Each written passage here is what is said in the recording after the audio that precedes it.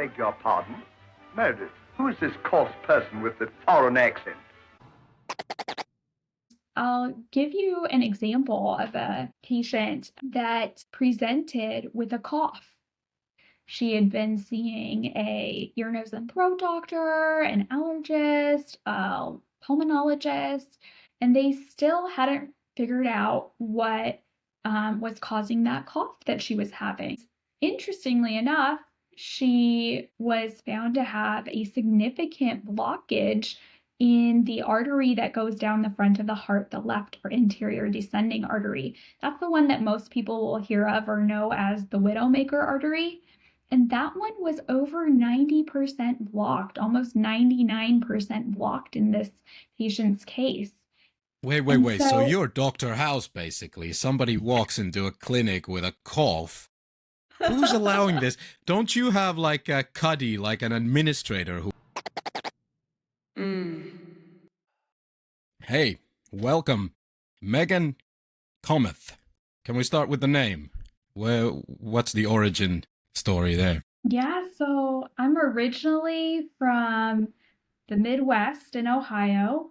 However, my family is ancestrally from India, and more specifically Goa in India, so along the coast of Western India, and that's where my name originally comes from.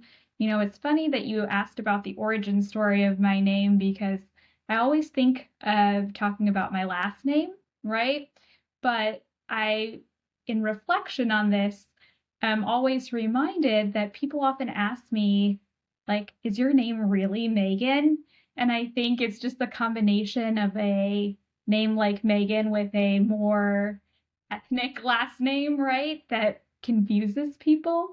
And what you mean, like in a discriminatory sense, like the way I would ask a phone, like customer servant in Pakistan, like, is your name really David or is it actually something like else? that way. like that. Okay. I often get that where it's like, are you really who you think you are or who you say to be?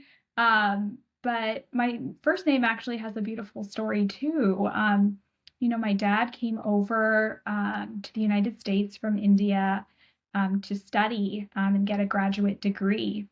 And during that time when he had no family close by, he was sort of adopted and taken in by a local host family at the time. And he got along so well with one of their grandchildren, whose name was Megan too, that he said whenever he had a child of his own, he would name her Megan if it was a girl. And so I have this beautiful reason for having the name that I do, and it's a beautiful thing to share that with you. Yeah, awesome. Yeah, you got the what's it called, like a easy starter question. I've tricked guests and gone real curveball from the get go, but you're lucky. Hey, by the way, I don't want to not hiding anything from you or the listeners. It's I don't know if it's everyone or if it's just me. I'm trying to avoid creating some kind of weird man's own bubble, and it's pretty rare. I get a lot of requests, and it's pretty rare that, I mean, we have women on all the time, but not women who specifically also want to talk about something relating to women. It's for male podcasters, maybe that's rare. Maybe some kind of algorithm isn't sending the request. I don't know how it all works, but it's really nice to actually hear from you, you know? Thank you. Yeah, I find that it's just such a beautiful thing to share your work with as many folks as possible and as wide a reach as possible. And one of the things that I find so unique is how, you know, search engine optimization and the power of the internet brings people from different walks of life, different parts of the world, right, together in this really unique way. So I'm really glad that just looking on there and, you know, looking through a search engine optimization, you know, led me to you and your listening group. Yeah. So we're meant to be talking a little bit about hearts and not in a fuzzy romantic sense. The real stuff. We like medical episodes, so this is great. Yeah. First of all, I've I've been on a quest. I've been jokingly saying that I've been on a quest to get more sexy, but really more healthy. I guess it's the is the real quest. So right now I'm not maybe in the risk group, but a while back, I actually shared it on the show as well. I went to my doctor just for a checkup or something, and he Mhm. referred to me in the UK, soccer, football, World Cup, all that jazz. That's a big thing. So he referred me. Yeah. He thought I was so fat that I should play in this free, like fat people football league for free. And I thought it was My goodness. hilarious. Like, this is content Oh for my ages. goodness. Yeah, but it was a real wake up call. Like, okay, like, do I really want to be like this? I have, children now, so I think we gotta make an effort here, right? Yeah. Yeah, absolutely. And I wanted to touch on that a little bit more. I think so many folks are probably in a similar boat to you, right? Where you have a job that you're doing, you have children or parents or other responsibilities, right? And so, somewhere in that mix, taking care of yourself takes a back seat to all of your other life's responsibilities. And so, one of the things that I wanted to talk about with your audience as well is to promote the importance of self care and prevention and wellness in promoting their own heart health. So, I am a advanced heart failure cardiologist by training, which means I see the sickest of the sick patients that are out there. Those are patients that their hearts are really, really weak and struggling. And I often tell people that if you see me in clinic, that's a really bad thing, right? Because your heart is really struggling, and we're going to be talking about a lot of different options that could include something like a heart assist device or a transplant. But really, as I've done this over the years, I've found that I think one of the most underrated abilities that we have as humans is to really start with prevention, right? And to really take those first steps to take care of ourselves, whether it's starting with things like good nutrition, things like daily exercise, those simple steps that you can take every day to even get a good night of rest, right?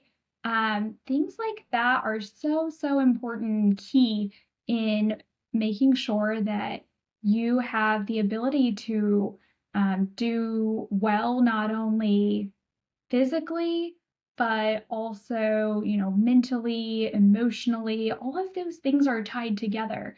And the more work that I've done in this space over the years, I've learned that. And so that's one of the things that I really want to share today with you is some of those things that I've learned in this process and of taking care of these patients that are incredibly ill. And also some of the things I've learned along the way, taking care of myself in this journey in an intense profession like being a physician can be. Mm.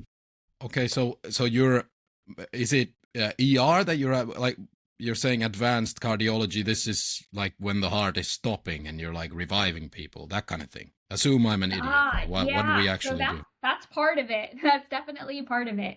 But to explain a little bit more about what heart failure is, right, is it's a condition where the heart pump, the main pumping chamber of the heart, which is the left ventricle, does not function in the way that it should. Normally, your heart's pumping function, something that we call an ejection fraction, or EF, you might hear, is supposed to be between 55 and 70%. And with the patients that I take care of, some of them are as low as like 5%. So we're talking about really, really weak hearts. And when the heart is really, really weak, there can be a number of other problems that go along with that. Things like fluid accumulation, things like, as you mentioned, electrical instability with the heart, where the heart goes into very abnormal rhythms from the top or the bottom, and also problems with other organs in the body, right? Because your heart sends the blood to the rest of your body in the most simplest terms, right? So if your heart doesn't work correctly, then all of the other organs in your body are not getting the blood that they need to function normally. And so we can often see when the heart doesn't work, there's problems with the kidneys, there's problems with the liver, there's problems with all of the other abdominal organs, there's problems with the lungs. There's problems even with the brain and cognition. People will say, like, I just feel really foggy. I can't get out of bed. All of those things we find are interrelated to the fact that the heart is not working as it should be. Yeah. Okay. In short, I guess your point is with prevention is that a lot of this has to do with how we live our lives and what we eat and how we don't exercise enough. I suppose we all know that, like when we're not exercising enough or we're eating crap, we do know. But like I Yes. know that and there are a million different solutions and programs and to address this. But really it starts with the person wanting to do this. How would someone find out that there's something underlying maybe in their heart? Because that would motivate people who haven't Yeah. yet started to do anything. Absolutely. So the first thing that I always recommend is being proactive. What does that look like in real life? That means getting scheduled with your general practitioner, for example, getting a set of lab work to look at what your blood markers are like, getting a reading of your blood pressure to understand where that stands. And to understand as well, what is your height? What is your weight? Is your weight in a normal range for someone of your height? Is your weight, in a abnormal range? Just starting with those simple actions, right? Understanding a little bit more, leaning into what you're eating every day, right? What choices are you making there? Are you making an effort to get 7 to 8 hours of sleep a night? Are you drinking, enough water? Or are you going to the fridge and grabbing a soda or a beer or, your other beverage of choice? I think it starts with this comprehensive look at what you're doing. And also not only looking at that, but really analyzing it for what are you doing well? Where are there areas for improvement? And taking that approach proactively, right? For example, so many patients that I have a family history, right? So maybe their mom, their dad, their brother, their grandmother, you name it, somebody has had some kind of cardiac condition that has affected that individual's life. And I think sometimes knowing that a family member has had this type of event or condition happen to them makes somebody even more scared or hesitant to take action. But if I can provide this takeaway for Because your they don't want to listeners, know, right? It's like yeah, people who have the exactly. people who might have the Huntington gene, they don't want to get tested because they want to live their lives. Right. So if you have There's a, this yeah, okay. fear, right? Of I know what happened to my loved one. I've seen that happen and I don't want to know. But I think there's so much power in knowledge. And so that's what I was going to mention is, if I can provide that as a takeaway to our audience today, that there is so much power in knowledge and being able to take action when we know, right? If we don't know about it, we don't have the ability to take that action that we need to. And so, starting with that first step or starting with that first small, consistent action that develops into a habit over time, those are the keys to really starting to be successful with maintaining a healthy heart over a long period of time and having, the longevity that so many patients want and the quality of life that patients want too, right? It's not just about quantity of life, it has to be about the quality of life as well. Okay, so you're in your career in cardiology and in this really bad when it comes to really bad heart problems, has there been a shift, you think, towards younger people? Like, is there an increasing amount of, let's say, people my age, mid 30s, developing these things? Or is it Oh, mostly old yes. people still? Oh, yes. No, I think I would say in my time in practice, which has now been, it's crazy to say, over a decade and a half, which is just nuts to say that What? out You're loud. you're But yeah, in my 22. time How's in that practice, possible? I know, right? I'm only 19. No, I'm just kidding. I seen the shift to seeing younger patients. I think a lot of the challenges that we're seeing too are related to uh, these lifestyle changes that have occurred with folks over the years. Plus, also, I would say we're diagnosing people earlier. And we have new technology too, right? So, some Mm, genetic yeah. conditions, we have more awareness of them now. So, patients that may not have previously known that they were a carrier for a specific genetic heart condition now have the ability to know about it earlier. And that can lead to earlier intervention and longer lifespan. So I am seeing more patients that are coming into my care at an earlier age, but I'm also seeing many patients with intervention that we do, or medications that we give, or Yeah. lifestyle changes that we can incorporate, being able to live a much longer and higher quality of life, both of those together. Yeah. So what you're saying is even if there might be, it might look like there would be a data spike in cases of difficult conditions for young people. That's also because nowadays we know more about them. Therefore, there's going to be a spike in the amounts that we detect as well. Right. Absolutely. With newer technology, we know more. We are going to be able to see more people with this. And hopefully, use that data too in aggregate in research as well to be able to create more translational breakthroughs, right? Yeah. And specifically, is there a gender split? So let's say young people now, whose hearts do you see more of in your discipline? Is it young women or young men? What fails first? Well, I will say I often see a more male predominance, but I will say that also I think some of that is because women tend to be later presenting for a number of reasons. And I'm so glad that you brought this up because I think it's an important point. Um, Women tend to be the caregivers of their families, right? Most of the time. Women tend to have 100,000 other responsibilities that they're doing, and therefore often present differently than men do. They often present later because they've put this off for a long time, put themselves on the back burner because they're taking care of everyone else. Women's symptoms also often go underdiagnosed.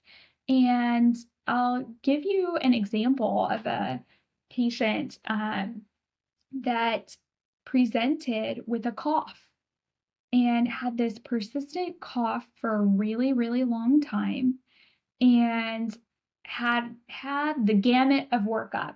She had been seeing a ear, nose, and throat doctor, an allergist, a pulmonologist, you name the doctors, she had seen them. And they still hadn't figured out what was causing that cough that she was having. And she mentioned it to me in passing. And I asked her at the time, of course, because I'm a cardiologist and I have a slight bias towards the heart, right? I asked her, like, did you get a cardiac workup done yet? I wonder if at all that could be related. And she said, no, like, that's the one thing that hadn't been done yet. And interestingly enough, she got a stress test done uh, and was found to have a significant blockage in the artery that goes down the front of the heart, the left or anterior descending artery. That's the one that most people will hear of or know as the widowmaker artery. And that one was over 90% blocked, almost 99% blocked in this patient's case.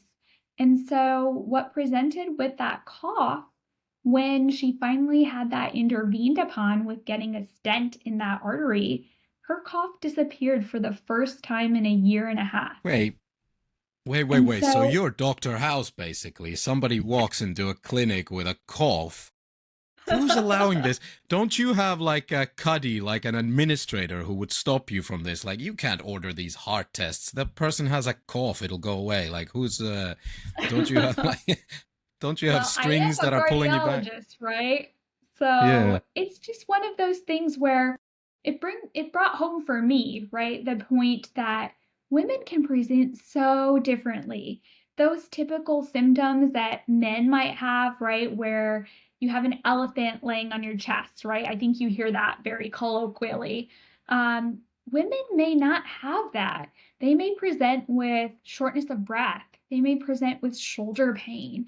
They may present with abdominal discomfort or like indigestion, nausea, vomiting.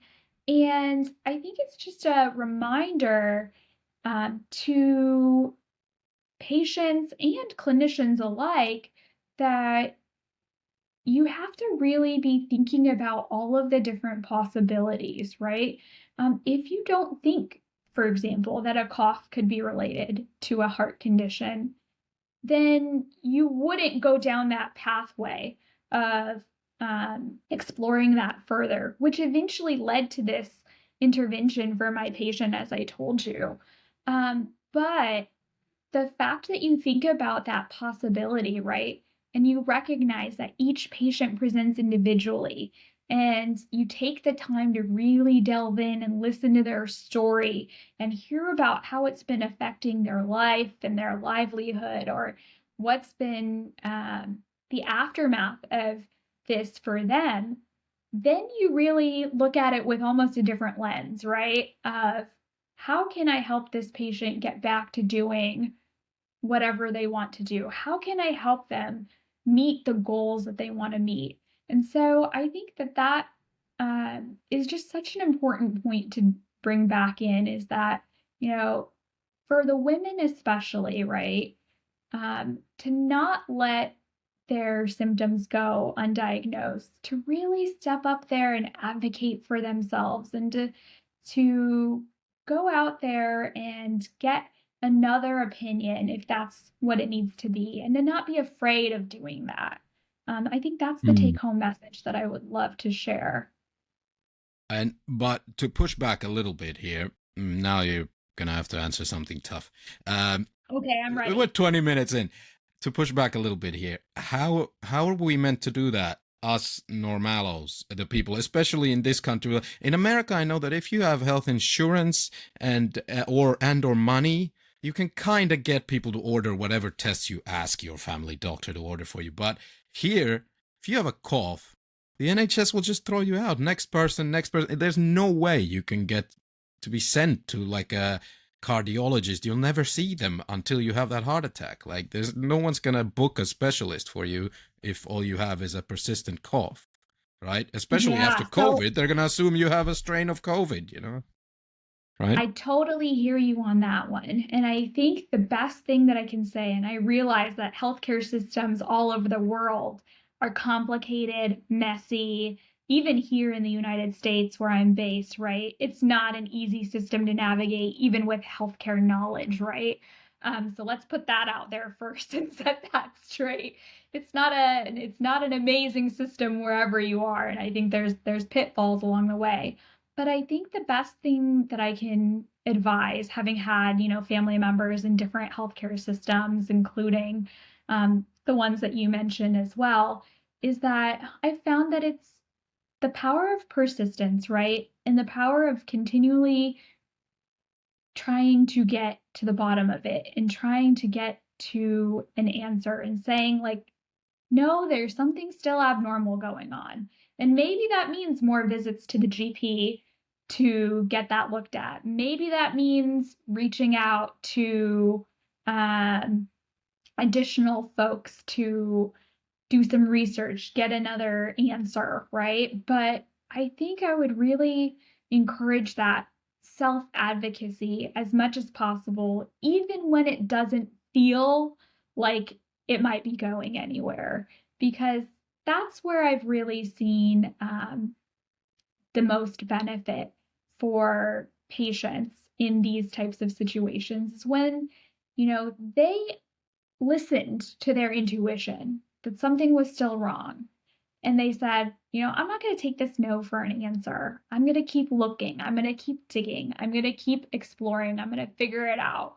And I think that sense of self-advocacy is really helpful when navigating these difficult healthcare systems, no matter where you are in the world. Mm. Yeah. One question before we move on to another interesting question, but just a quick one. Yeah. I understand exercise, monitoring, getting educated on your health, getting information, try to get tests, for early prevention and a better diet. Fine. Is there like a one daily habit that everyone can do that has been shown to prevent heart disease? Like just a simple one thing that if you do nothing else, do this.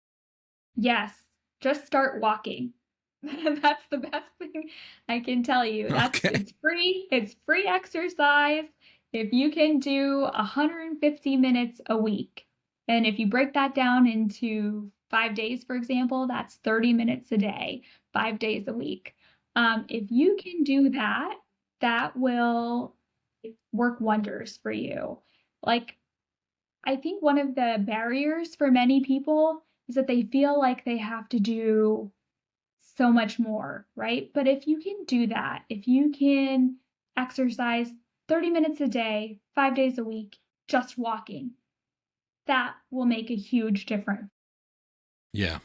I mean, we've evolved to roam the savannah essentially for all day, and most of that was done by walking. Probably a lot of running too, but yeah, I can see how that's for simple monkeys like us that would be an obvious move.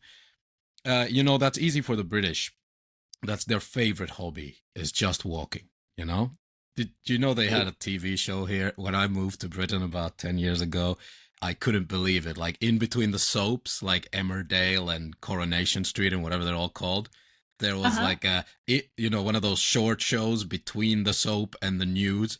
They had like a 15-minute, like one of those inserts called Britain's Best Walks. And it was watched by millions of people. And it was just this woman talking about walking. It was incredible. Oh my gosh. Yeah. I'll have to look it up now. I wonder if there's a remnant of this somewhere that I can see. Yeah, I'm sure on YouTube. It was incredible to me. I couldn't believe they had a show about walking. Anyway, cool. Okay, walking. Excellent. Now, you caught my attention with a point that I fail to understand as a non-scientist and child genius that you must have been when you were in school. Bring creativity back into your life as an adult to help healing. How is what's the connection between creativity and the heart? This sounds a bit wishy-washy. What's going on here? Yeah, let me tell you. So first off, I wrote a book, and I'm going to share a little bit about my journey to creative healing.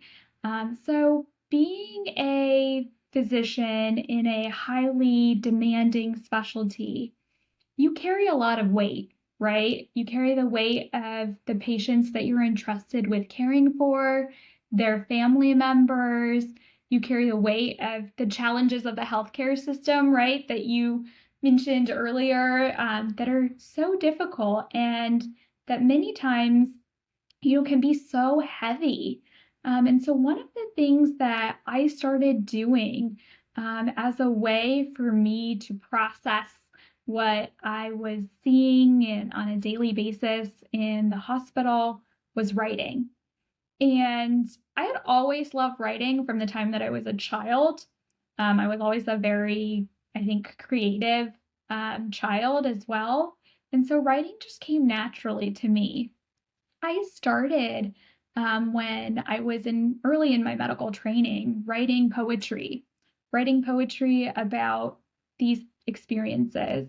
For example, the experience of holding a patient's hand for the first time and being entrusted with that responsibility and privilege as a medical student, to being in medical school and being in the anatomy lab in medical school and recognizing what a beautiful gift it was for me to have other people who had donated their organs for me to be able to learn from. And I found that in writing about these experiences, that it was healing for me in a way that I had never imagined possible.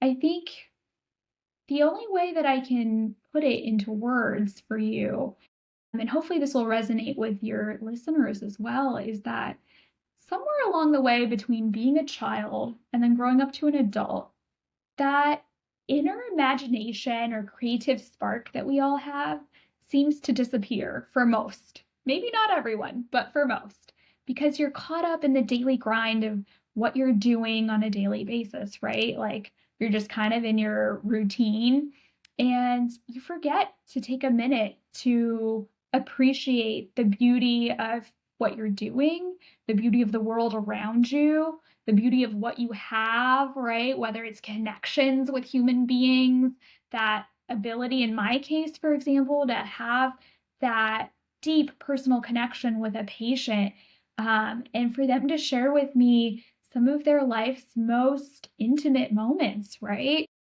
Is a privilege and an honor that I don't take lightly at all. And so for me, that process of recognizing the need for creativity, the need for a space for me to write about all of these experiences, the need for me to share my words for others to be able to have it be accessible to them, became abundantly clear. And that's really what turned into my recent debut poetry collection. I don't know if you've had a chance to read it yet, but if not, I'll be happy to send it to you. It's called Resilient Cadence. And Yes, I did. I looked at that. Yeah, I looked at that. Yes. I love the title, by the way. That's very the kind of word play that we appreciate with the yes, right? resilient With the heart cadence. rhythm, the cadence, Yeah, and resilience from love the it. medical field. Exactly. You knew exactly what I was going for. Yeah. And so what I want to share there as well is that bringing creativity back into my life in such a meaningful way, and now having this beautiful set of my words out there and receiving messages back from readers that share with me. I'll share with you that one of my nurses actually sent me a message the other day, which just stayed with me. And so it feels right to share this now. Is that she shared with me, I'm reading your poems, I'm 10 pages in, and I'm crying because I feel this. I realize how much this was me when I was in the hospital as a bedside nurse, right? And for her to share that reflection with me, that like from the power of my own words, it resonated so deeply with someone else. That is a beautiful human connection. And I believe very, very much so that the work that I do is relational, building that sacred connection with the people that you interact with, whether it's for a short amount of time, a long amount of time, is so, so important and makes your relationship with them so much richer. And so that's really where this concept of creativity and healing has come from for me. And it's something where I really feel like others need to know about as a result. I guess that's why they call it the heart in also the non-scientific sense, that there is this mind-body connection. So correct me if I'm wrong. What you're trying to say is that healthier human connections, healthier self-esteem, healthier psychology is all good for your body and your heart specifically. And that's why a lot of these things that feel good, you feel them in the heart rather than in the head, right? When you're Absolutely. There is a heart, brain, body, mind connection. And I always say this too, and I think it's important to say this again here, is that, there is so much that we know about healing, right, from a medical sense, right, or from a modern medical sense. But there is also another dimension, right, that we still don't know about, meaning that there's space for other mediums to help healing too. People talk about the power of music in healing. People talk about the power of storytelling and sharing your story in a support group as healing, right? And we can't maybe quantify the impact of those kind of mechanisms on an individual person's healing. But we know innately that there is a power to that. There is a deeper sense of healing that comes from those types of endeavors. And so for me, this creativity passion project that turned into this poetry collection was something that just transformed my life in a way that, now that I've found that writing as an outlet, I can never go back, right? I have to continue writing. And so I want to share that with others too, because that's another thing that is, low cost, easily done, and can have, such a profound benefit on your emotional health, your physical health, your mental health, all of those things together. Yeah.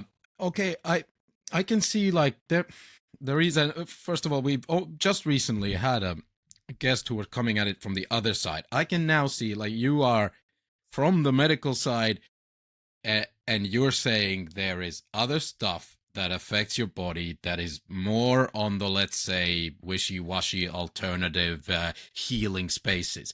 And we accept that, right? And not all of that has been studied, and probably not all of that has funding to be studied for who knows what reasons, political reasons, whatever.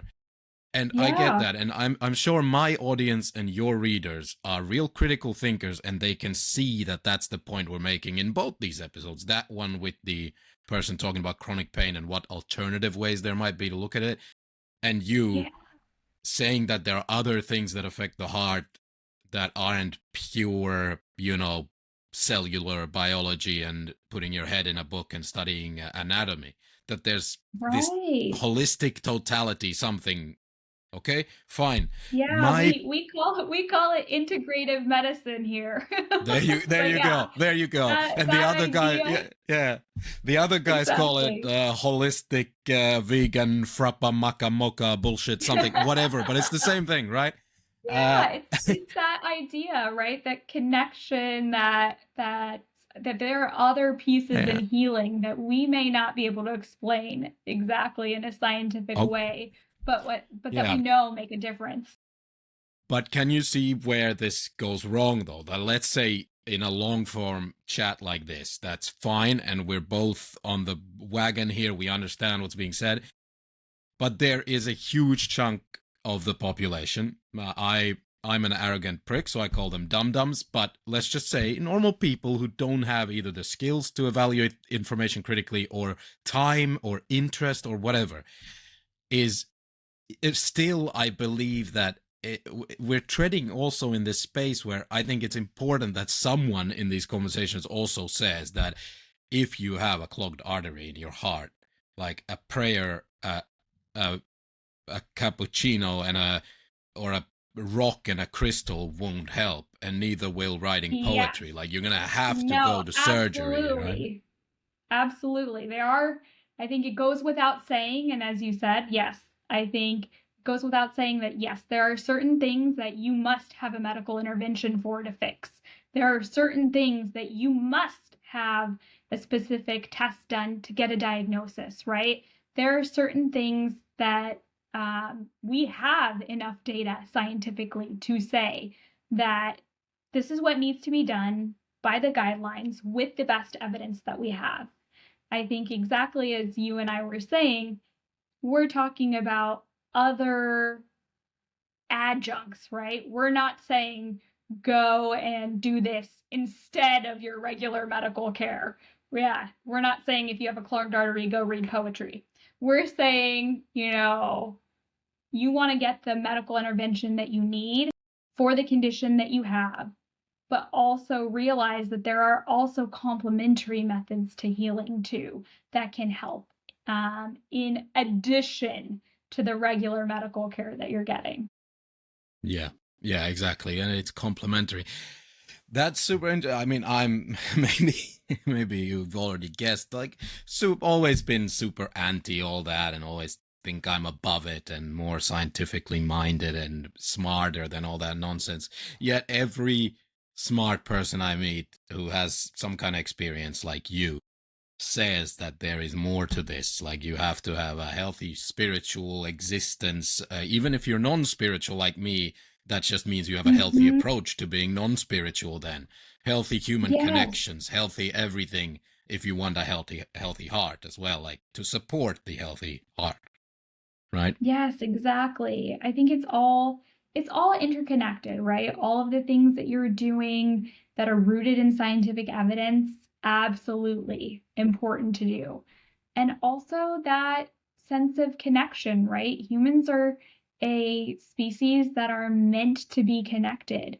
We are meant to have social connection, to thrive. And so I think that that is also something that, is important to emphasize too.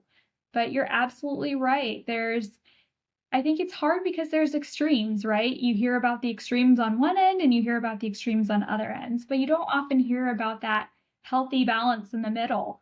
And I think that's really one of the things that, is important to share, is that there can be a happy medium between, these complementary types of, therapies or ideas, right? So, what is then relational medicine? It's another concept you brought up. What does that mean? Is that the same thing or something different? Yeah, so the concept of relational medicine as a physician, right? And I would say also as a patient, it's developing that deep connection with your physician or other healthcare team member, as well as, on the other end, as a patient, developing that relationship with, your healthcare team member, and as a physician, developing that deep connection with your patient. And it's the concept of really approaching the other as someone who we know is whole, perfect, and complete, no matter, all of the flaws that they'll tell you about, all of the conditions that they have, but believing in them as an individual and believing in their ability, to, connect with you, to get what they need from a conversation with you, for example. And I think the best way to simplify that is by just having it be a reminder of the practice of medicine is human, right? It's not transactional.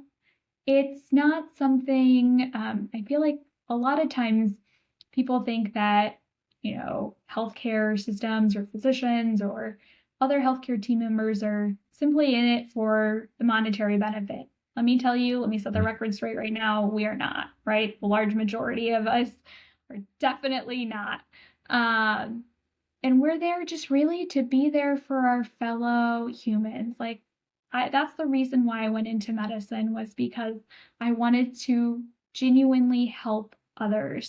I wanted to be somebody who could be, you know, a light for others in their time of need. And even in the work that I do in the heart failure and transplant space, right? I wanted to be somebody who could be there for a patient, whether I would be able to give them a transplant, or even if I wouldn't be able to give them a transplant, I wanted to be with them on that journey of dealing with heart failure and provide that continuity of care. And so that's the best way that Okay. I can explain that concept of relational medicine, is that it's truly something that comes from a calling. So it's a more human approach. That's where you differ very sharply from Gregory House, who we mentioned, the fictional character there earlier. was very transactional. But Yeah. I have to say though, obviously you're saying be part of the journey and connect to the people. Fine, sounds wonderful. But in heart medicine, I'm assuming a lot of the times these journeys end in one place and it's 6 feet underground. Therefore, isn't this really damaging to the doctors to be dealing with, on top of dealing with death all the time, also being like actually connected to the person who dies? This sounds problematic. It can sound like that, but as someone who has dealt with this for many, many years, I take so much away from each patient that I care for.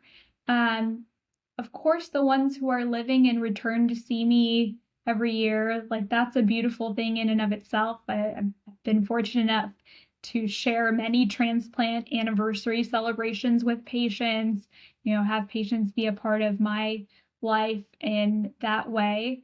But even the patients that have died have left their mark on me in one way or another. And it could be a simple thing, right? Sometimes when they die, we learn something about their condition that we didn't know before. Maybe that was through an autopsy that was done or something like that, right?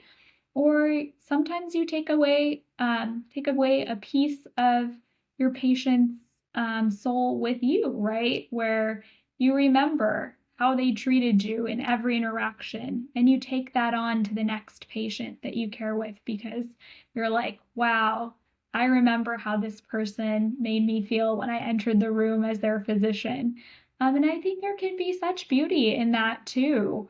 So of course, I grieve for the patients that I have lost along the way, but I always remember the lessons that they taught me, and I always try to use that to improve the care for the patients that I'm currently caring for. And I think This that's is my way of honestly, honoring them. yeah, this is honestly pretty wonderful to hear. What do you think the split is? You know, the cardiology community from the inside. How many are like you? How many actually end their days crying for lost patients, or talking about it in the coffee room with their colleagues, actually caring? What's the split? Gosh, well, I think everyone that I have had the, great fortune of working with has felt deeply like this. Everyone has shared with me that you wouldn't go into a field like this that we do, right, without having this deep desire to care for others in this way. But absolutely, I would say one issue that needs to continue to be addressed is the ability to talk about it. I think everyone feels it, but I don't necessarily think everyone talks about it like I have had the ability to do or, had the passion to do. And so we're trying to create those kind of spaces actually for medical students in earlier stages of their training to be able to normalize sharing these kind of experiences earlier on in their training so that they feel comfortable sharing these kind of things later on. And again, it's that concept of network and community and having people that have experienced similar things to you and recognizing that those things that happen may be out of your control, right? And, that it's okay to grieve over a patient, that it's okay to not feel like everything went perfectly, right? And I think that is something that is still yet to be worked on in the medical community, in the medical education space. But I think I'm seeing that trend start to shift now from the time that I was in medical school, back in the ages of the dinosaurs to now. Yeah, what, like 2 years ago? The I I okay. If you don't mind, how what actually happened? Actually, word for word now, because I can't imagine myself delivering this news. if it's going to be the end, and this heart is not, and there's no transplant, and this heart is failing, what do you say? Because I imagine you're one of the best people someone could have in that situation. What do you actually tell? Yeah. So, first of all, it's something where I'm often sitting down, right, with the patient at their eye level. I'm holding their hand, and it's usually something where, in the best case scenario, I've gotten to know them for a little while beforehand, right, at least, and I have a rapport that's built up with them over some period of time. And I sit there and I talk to them about what do we know so far, where things are at, what we've learned, right, along the way. And then you get into the hard part, right, which is saying that unfortunately, despite your heart being so weak, um, we are unable to proceed with transplant. And we tell them the reason why. It may be different for each person, right? But the key point that I emphasize after that, which I think is the most important one, is that even if I'm not able to offer them a transplant, I share with them that my commitment to care for them and to continue to be a part of their journey, wherever that may lead us together, continues. And I think those are very powerful words when you say that my commitment to care for you continues beyond whatever outcome or intervention may or may not be able to be done. That is what I have found to be the most meaningful to patients when I tell them that I'm going to be there for them through thick or thin, come high water, whatever that may be. And I take the Yeah. time to do that. I don't rush Yeah. that. Okay, but let's say you're there for half an hour. Then you have to leave. You have to tend to the next patients. I wonder how they feel then. Like, I'm sure they take the news well when you're there and you say you're with them and so forth. But then you're actually not because you have other stuff to do. I wonder what Yeah, happens then. no, of course, you can't be there 24/7 with them. But what I always tell them, instead of being like, hey, I have to go see the next patient, I'm always like, I want you to know that my commitment to care for you continues no matter what. I'm available for you at any time. And I always say that we're going to continue this conversation together at our next meeting. And I always leave it as this conversation is to be continued, right? It's not something where it's a goodbye. It's until we see each other again. And my patients always know that I'm accessible to them and they have the mechanisms of how to get in touch with you.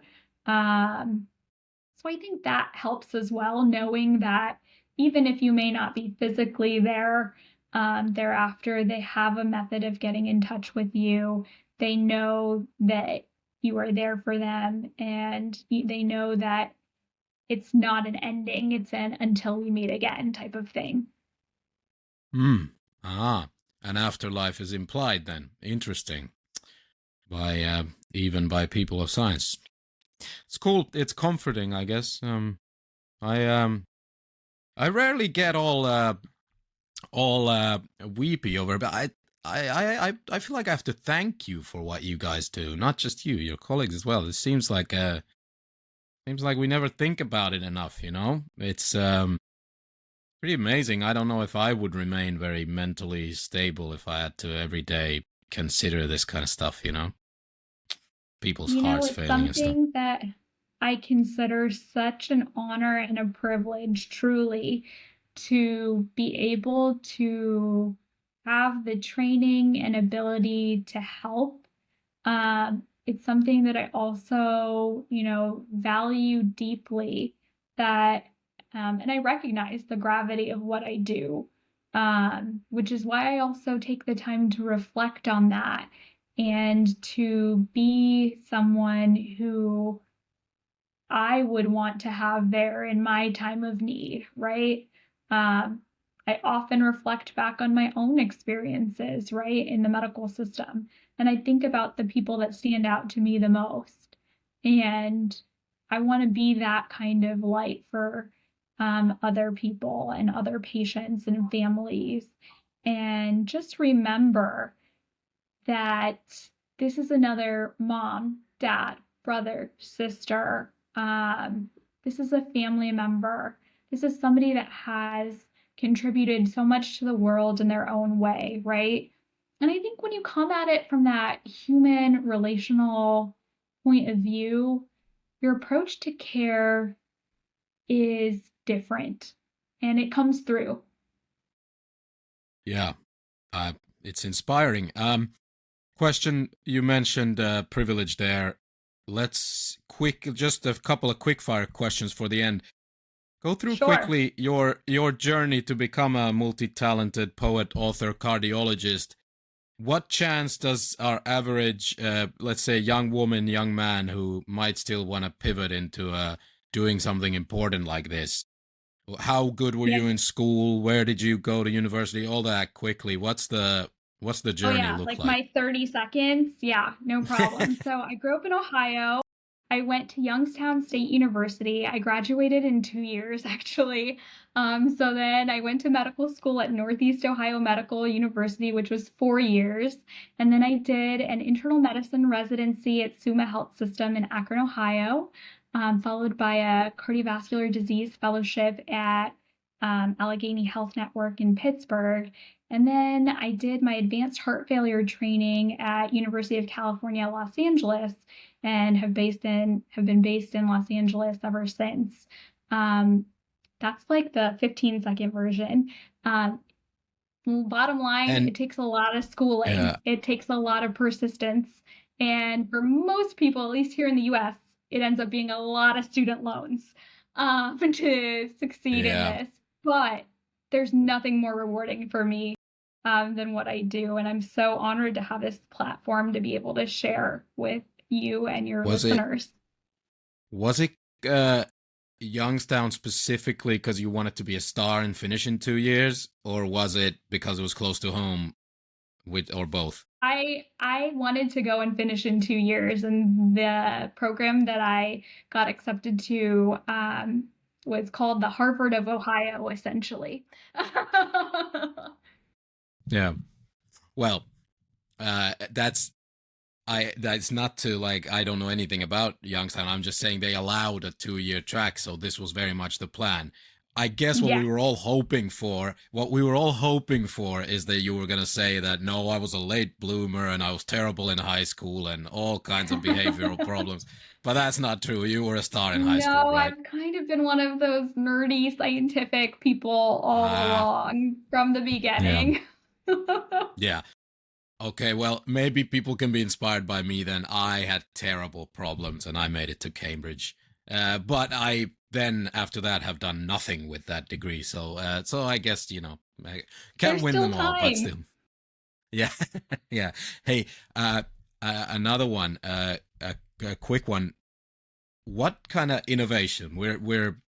We often talk about AI and how the world is both very excitingly transforming itself and also all the wars and the depressing stuff that go with that. What Yeah. innovation in the world of cardiology is coming that we should pay attention to that's going to make a huge difference? Oh my gosh, there's so many. They're looking at making smaller devices. So some of the implantable cardiac devices that we have right now are pretty large. There's innovations coming to make them smaller, to make them easier to put in and take out. There's innovations coming in the transplant world, looking at can we do different types of immunosuppression and have adjustments to patients' medication regimen. So maybe they won't have to be on certain immunosuppressive medications for as long. You probably heard about the transplant of a pig heart into a human. So there's this idea of Yeah. xenotransplantation that is already picking up steam, which could have significant impact in the future on organ supply. Yeah, I And know so my there's uncle was the pig. Yeah. Oh my gosh. Oh my gosh, you're funny. But there's so many things that are coming down the line. It's such an exciting time to be in cardiology. Hmm. And is AI gonna ruin it or is it gonna help? What's the I think there's always this fear of when new technology comes in, what is going to happen, right? But I've actually had the opportunity to do some work in the AI space. And I think that when AI is used responsibly, it can be used as a very helpful tool for clinicians. I think we just have to figure out how to use it in a responsible way to enhance what we're already doing in the human space. awesome? Tell you what, you we can't keep you forever. You've been impressive. I did not expect this from a cardiologist. Actually, it's a very soft touch and a very different philosophy. I love it. Do you have handy a teaser from your poetry, something to finish with? We love a good poem. Yes, absolutely. I would love to read a poem for your listeners. This one I'll pick one that isn't too long, so folks can get a chance to hear how I feel. And I think this one kind of encapsulates what we've talked about before. So, are you ready? Yeah. All right, it's called Always Remember. There is a person behind every patient. A mom, a dad, a brother, a sister, someone's best friend, the caregiver who never rests, the maker of the world's best gumbo, someone fighting insurance for a sliver of hope, someone balancing heartbreak and bills, someone with a hidden gift for painting, singing, building, healing, someone who feeds others yet forgets to feed themselves, someone who needs your care, not just for their body, but their spirit. Never forget, this work is relational. This practice is human. Amazing. Tell you what, that's we'll put all the links in the description. Get the book and the poetry and everything. This is fantastic. Yes, I've priced it very accessibly to make sure that folks who need it can access it. So, yes, Is I there would is love. there a Kindle version for internationals or like an e-version? Absolutely, Or yeah. It's awesome. worldwide. There's a Kindle version worldwide, so absolutely. Excellent. We'll put the links in the description. Awesome. Hey, thank you so much. Hey, do you think like we can contact you again if we get medical stuff and or anything you might be able to answer? Because we have a few doctors in the community, I'm sure, and you. Absolutely. I'd be honored to Awesome. connect with yourself and listeners. Absolutely. Awesome. What a Megan Kamath. What an amazing chat. Thank you so much, and have a great afternoon where you are, and everyone out there. If you're not already walking while listening to this, then go for a walk, right? Doctor's Yes, orders. absolutely. Thank you. Now, if you enjoyed this episode of The Talking Ass, remember to rate, review, follow the show for more of this weirdness, and share. Share with a friend, enemy, neighbor, relative, lover, even. And press those goddamn internet buttons. Press them hard. Follow, all that jazz. See you next time.